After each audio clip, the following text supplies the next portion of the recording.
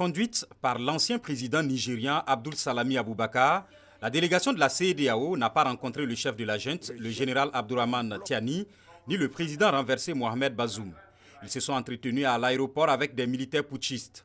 La CEDEAO, qui a imposé des sanctions à Niamey, a donné jusqu'à ce dimanche aux putschistes pour rétablir dans ses fonctions le président Mohamed Bazoum sous peine d'utiliser la force.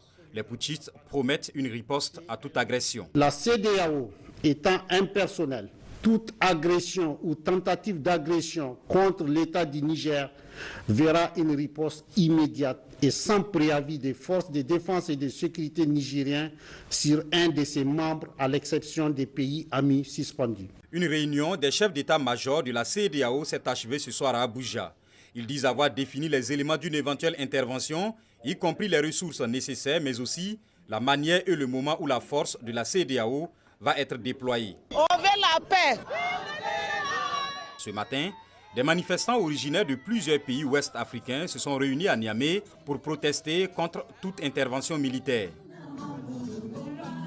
Il faut privilégier les voies diplomatiques.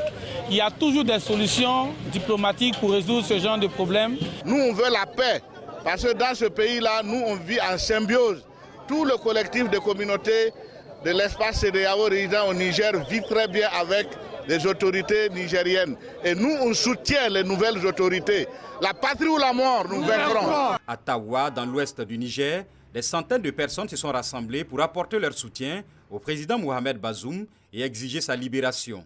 Se qualifiant d'otage dans une tribune publiée par le Washington Post, M. Bazoum a mis en garde contre les conséquences dévastatrices du coup d'État pour le monde et le Sahel qui pourrait passer, selon lui, sous l'influence de la Russie par le biais de Wagner. Il est mis fin aux fonctions des ambassadeurs.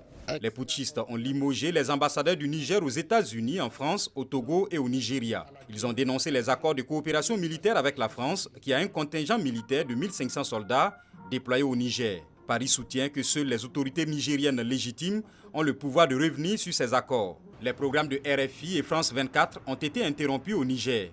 Les militaires ont décidé de lever le couvre-feu instauré le 26 juillet, jour de leur coup d'État.